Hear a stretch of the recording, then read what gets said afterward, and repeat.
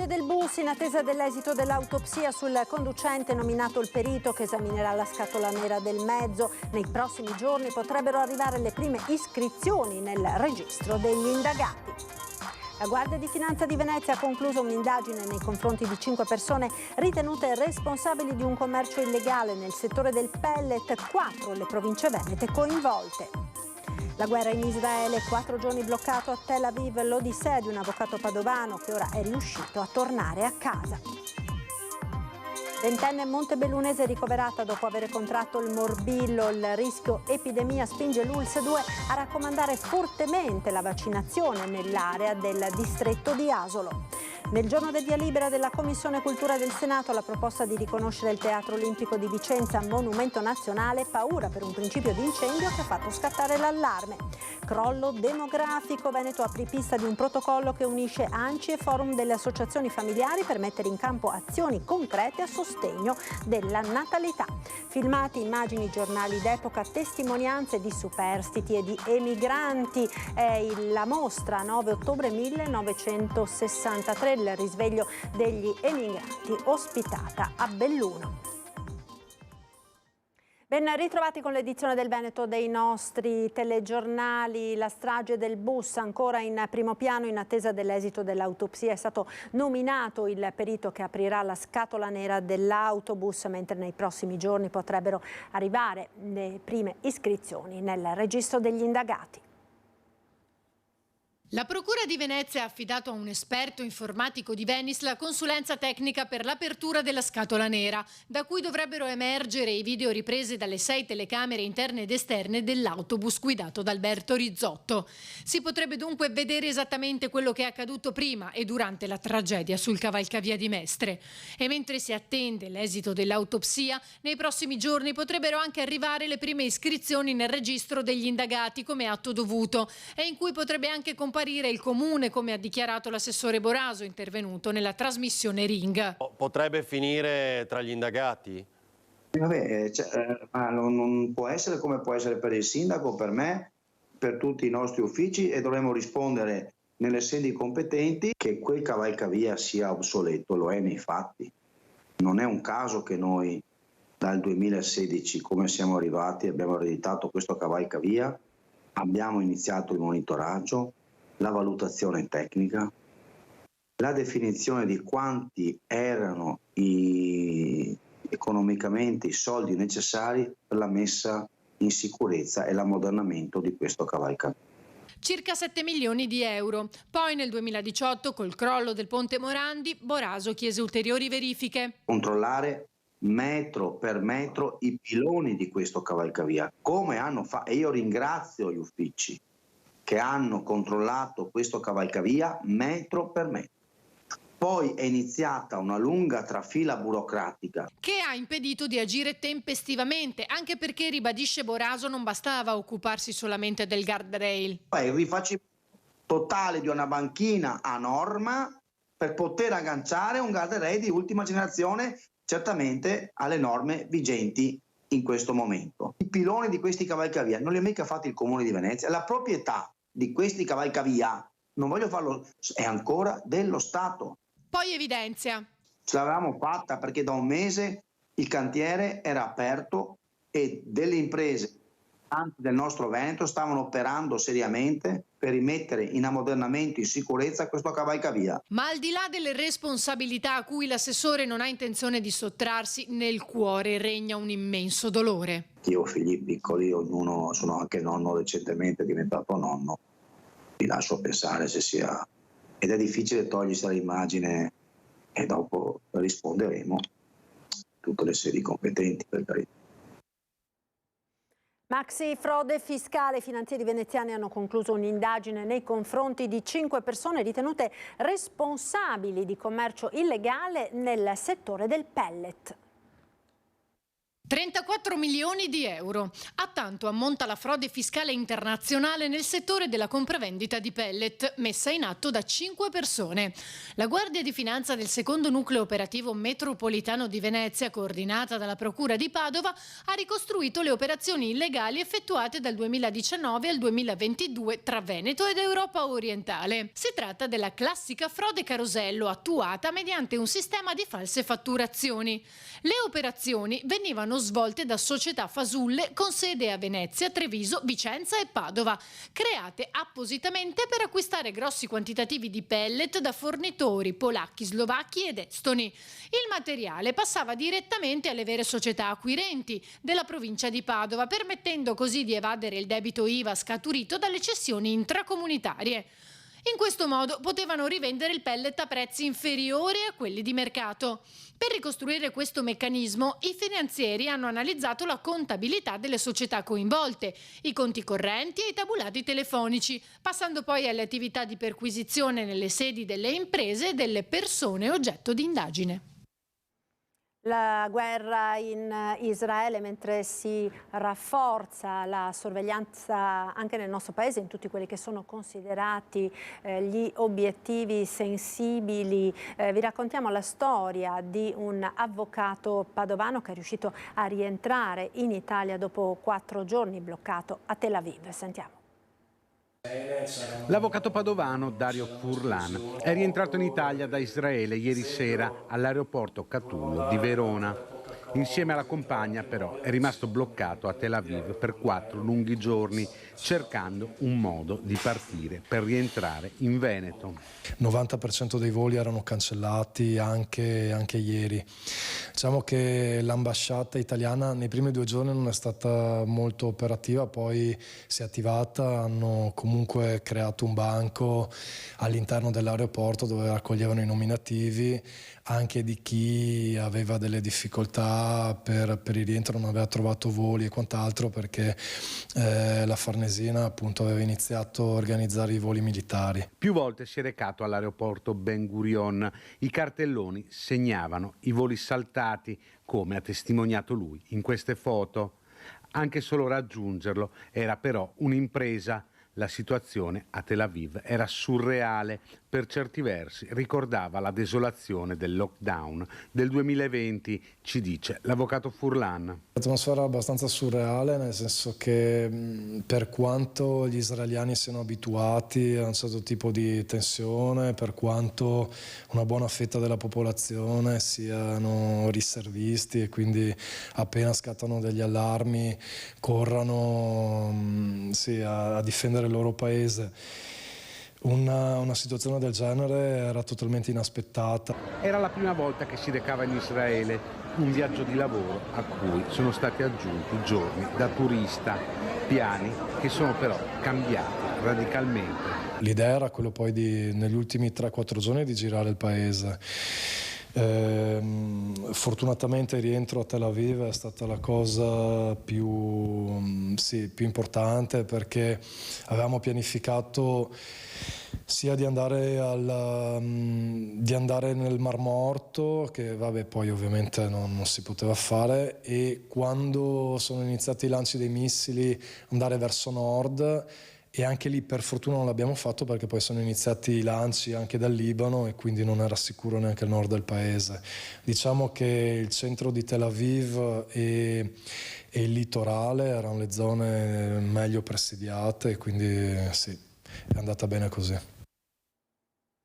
20enne montebellunese ricoverata dopo aver contratto il morbillo. Il rischio epidemia spinge l'ULSS 2 a raccomandare fortemente la vaccinazione nell'area del distretto di Asolo per tutti gli under 30, con priorità visto il rischio di gravi complicanze per i bimbi da 1 a 6 anni.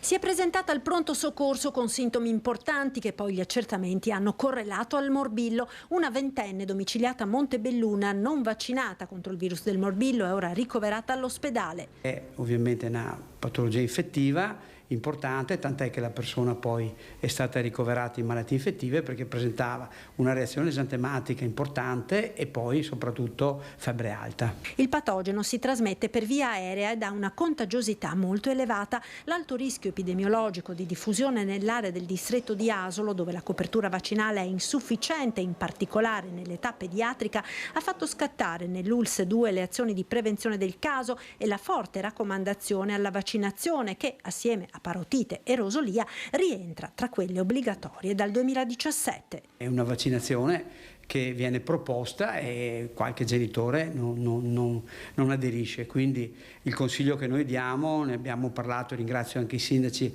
per la loro disponibilità, anche oggi in conferenza di sindaci con il dottor Bonsembiante e il dottor Gentili, che bisogna assolutamente che nell'area dell'Asolano i bambini da un anno fino a 6 e gli adulti fino a 30 anni non vaccinati, che possibilmente si vaccinino e sono a disposizione ovviamente i nostri centri vaccinali del Dipartimento di Prevenzione. Ha molestato un disabile nel quartiere Montà di Padova, arrestato un 44enne marocchino. Un cittadino marocchino di 44 anni è stato arrestato dai carabinieri a Montà a Padova perché ha tentato di abbassare i pantaloni ad un 30enne disabile psichiatrico. È successo venerdì sera alle 21:30 quando lo straniero ha avvicinato la vittima e ha iniziato a sfilargli i pantaloni. La vittima ha reagito e ha rialzato i pantaloni riuscendo a far scappare il suo aggressore. È riuscito anche ad allertare le forze dell'ordine che, arrivate sul posto, hanno identificato il 44enne.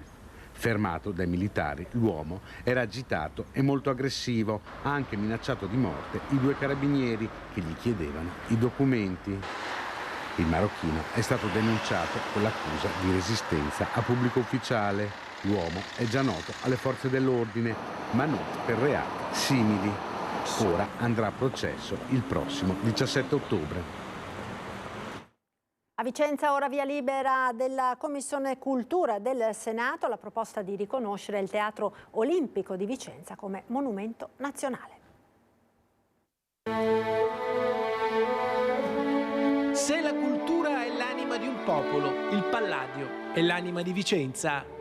Il grande architetto ha lasciato un'impronta profonda, evidente, segnata da eleganza, equilibrio, simmetria.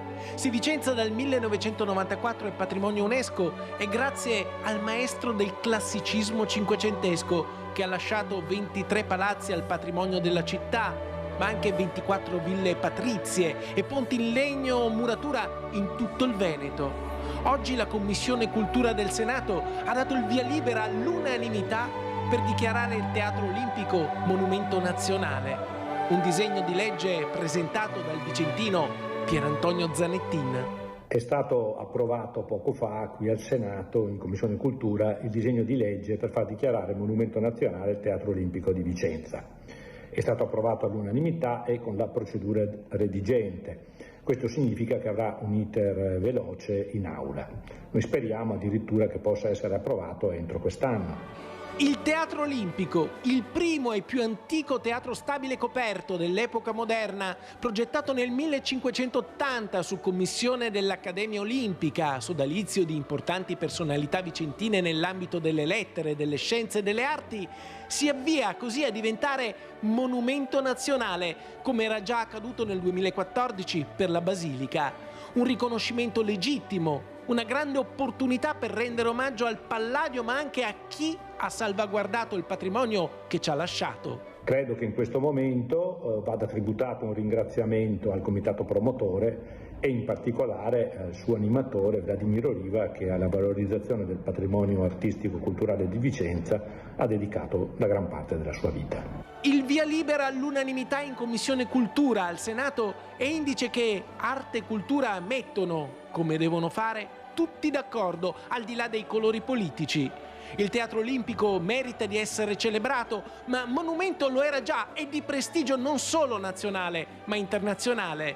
Forse questo riconoscimento doveva e poteva arrivare prima. A 10 anni di distanza, dopo la Basilica, un'altra opera del Palladio verrà dichiarata monumento nazionale, a dimostrazione che il tempo è galantuomo e che Sì, è proprio vero, la cultura è l'anima di un popolo e Palladio è l'anima di Vicenza.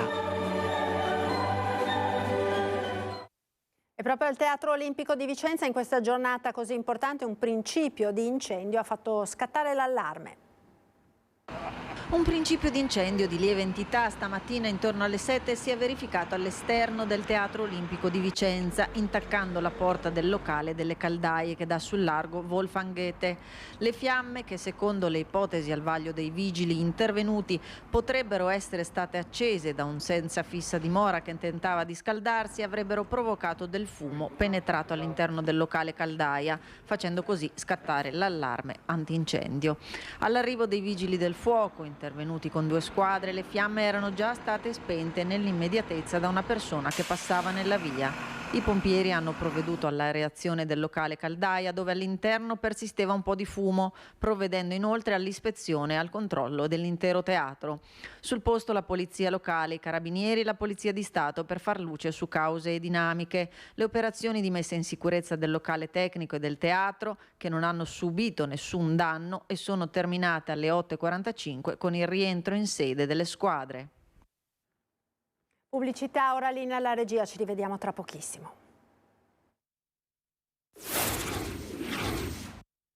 TG del Veneto, rieccoci in diretta. Politiche a sostegno della natalità, protocollo oggi tra ANCI e Forum delle associazioni familiari. Veneto apripista. Dal 2008 in Veneto i nuovi nati sono diminuiti del 35%. Le situazioni più complesse, dove la natalità è calata in modo più consistente, riguardano le province di Belluno e Rovigo. L'indice di vecchiaia, che rappresenta il rapporto tra gli over 65 e under 14, è passato nella nostra regione da 139:1 del 2008 a 189:1 del 2022. Per rilanciare la natalità e sostenere le famiglie, ANCI Veneto ha così deciso di chiedere consiglio al Forum delle associazioni familiari, con cui ho siglato un protocollo per condividere azioni concrete. Ecco quali. Orientare le politiche amministrative dei territori affinché le politiche familiari non siano più una parte delle politiche sociali di lotta alla povertà, sacrosante, importanti ma molto differenti dalle politiche familiari. Il secondo è l'attivazione di alcuni progetti già sperimentati in alcuni territori comunali, quali il fattore famiglia, le alleanze territoriali per le famiglie, i distretti per la famiglia, che hanno anche questi dei modus operandi già esistenti. Il terzo è lo scambio delle buone prassi tra le amministrazioni comunali, perché a volte non si tratta di inventare cose nuove, ma anche mettere in campo adattando ciò che ha fatto qualcun altro, anche a costo zero. Il quarto percorso è una formazione condivisa per dirigenti e amministratori politici, e poi c'è la questione di un premio regionale per le amministrazioni che si impegnano a favore della famiglia e della natalità. Quindi queste sono le linee di indirizzo del prossimo periodo. Le risorse nelle casse comunali a disposizione dei sindaci sono poche, per questo servono azioni ad hoc ed efficaci che diano sostegno anche alle politiche dell'abitare, un aspetto che spesso frena le giovani coppie. Obiettivo: rallentare la denatalità. C'è la volontà di mettere in campo buone pratiche a sostegno delle famiglie, quindi partendo proprio dalle sensibilità delle associazioni, per cercare di invertire questa rotta che oggi siamo riusciti, però devo dire con grande soddisfazione, a rallentare la discesa. L'obiettivo è quello di ricominciare a garantire alle giovani coppie la possibilità di far figli, quindi garantire i servizi, sostenere possibilmente anche da un punto di vista economico lo sviluppo familiare e far sì che culturalmente non si vedano i figli come un ostacolo, un impedimento o un costo, ma si veda un investimento per il futuro della famiglia e delle comunità. Personale sanitario, le assunzioni slittate al 2024, la CGIL chiede alla Regione il perché. È da maggio che chiediamo alla Regione di avere risposte rispetto alle notizie che ci arrivano dai territori sul blocco delle assunzioni di personale medico e di personale sanitario già in graduatoria concorsuale. Così la CGIL regionale, a fronte delle numerose segnalazioni pervenutele, chiede alla Regione trasparenza di informazioni in merito al differimento delle assunzioni posticipate da graduatoria da oggi al prossimo anno. Noi abbiamo la necessità di incrementare di almeno 5.000 figure professionali del comparto e come minimo 1.500 medici dirigenti. Noi siamo in questa situazione in cui anche gli incrementi che sono stati fatti durante il periodo di Covid purtroppo non sono sufficienti, perché incrementi di personale, perché in parte hanno coperto delle gravi deficienze che noi abbiamo ereditato dal 2019, 18-19 e in parte insomma sono stati attivati anche nuovi servizi dopo il Covid, vedi ad esempio le semi-intensive, che hanno assorbito una notevole quantità di personale. E poi c'è anche la questione salariale. Il Veneto rispetto alle 21 realtà sanitarie a livello nazionale nel 2021, ultimo dato pervenuto, si trovava al 15° posto, spiega sempre la CGIL. Nel 2020 eravamo al 14°, ma per una serie di incrementi che la Regione ha fatto legati all'emergenza Covid, mentre negli anni 18-19 eravamo al 16° posto. C'è bisogno di continuare ad integrare personale con nuove assunzioni, chiede la CGIL, proponendo anche il come. C'è bisogno di fare un'operazione col governo e più ampio il governo con l'Unione Europea per togliere tutta una serie di vincoli che sostanzialmente, se confermati, porteranno al collasso la sanità. 9 ottobre 1963, il risveglio degli emigranti, è la mostra ospitata a Belluno nella sede dell'Associazione dei Bellunesi nel mondo. 9 ottobre ero nei Pirenei a Pau. Ero a Monaco di Baviera. Io nel 63 lavoravo a Parigi.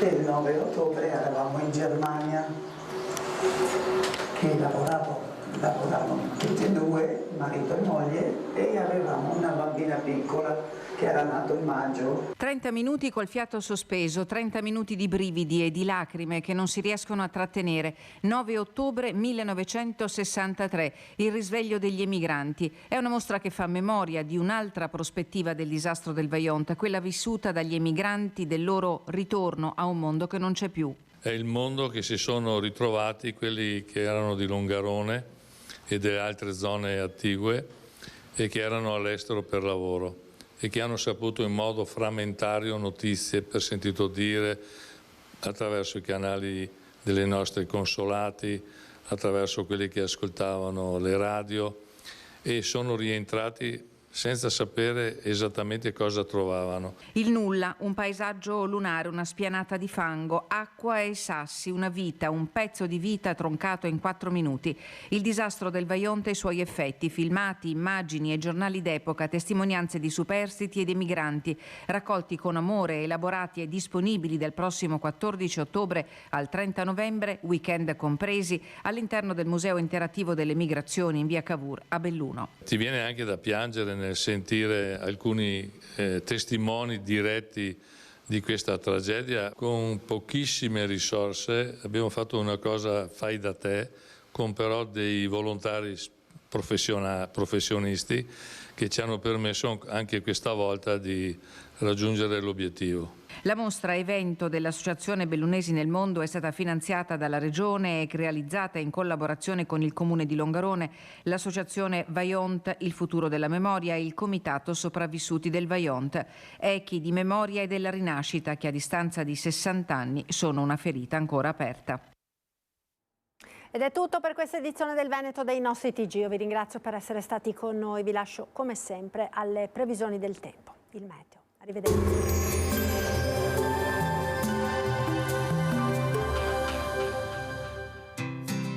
L'Unic Star, le uniche pagliette antibatteriche in commercio, prodotte anche per i marchi più importanti, sia nazionali che internazionali. Bentrovati al meteo. Prosegue il dominio dell'anticiclone, ma all'orizzonte si intravede una svolta. Primi segnali di cambiamento dal weekend con tempo più dinamico e autunnale. Vediamo intanto il dettaglio di giovedì. Sul Veneto di notte avremo locali nebbie sulla pianura e nelle valli prealpine in dissolvimento di mattina. Più sole con cielo sereno o poco nuvoloso a seguire. Temperature stazionarie o in lieve locale calo, minime sui 10-16 gradi, massime tra 21 e 27 gradi. Ci spostiamo ora sul Friuli Venezia Giulia. Anche in questo caso fino al mattino saranno possibili foschie o nebbie, tanto sole poi solo con qualche nube bassa sulla zona montana. Temperature minime tra 14 e 18 gradi, massime sui 24-25 gradi. Infine diamo uno sguardo alla situazione del Trentino Alto Adige, dove avremo qualche presenza di foschie durante le ore più fredde, poi tempo prevalentemente soleggiato. Temperature minime intorno ai 12 gradi, massime sui 23-24 all'incirca. Dal meteo di Antena 3 per ora è tutto, grazie per l'attenzione, arrivederci.